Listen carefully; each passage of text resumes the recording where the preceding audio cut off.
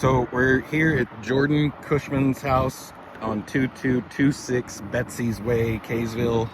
We're checking on our tarp and found fresh damage up here.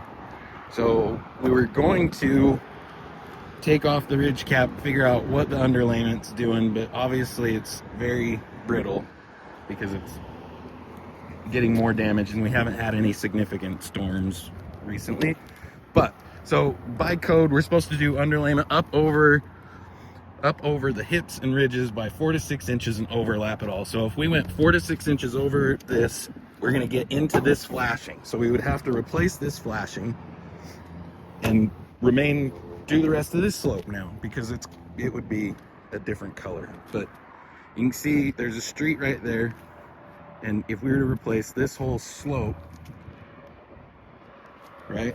And even if we got lucky and just had to replace a couple of them along this side of the slope, you'd have a very noticeable strip of darker shingles here. And then across the front of the house, we would have to probably manipulate at least this first row.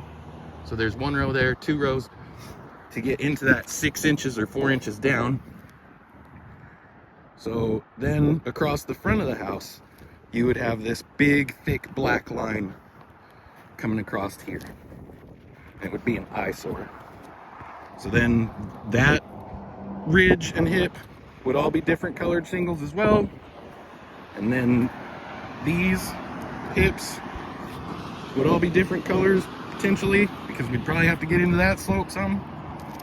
So you'd be able to see very well from all angles that the shingles do not match in color and it wouldn't look nice.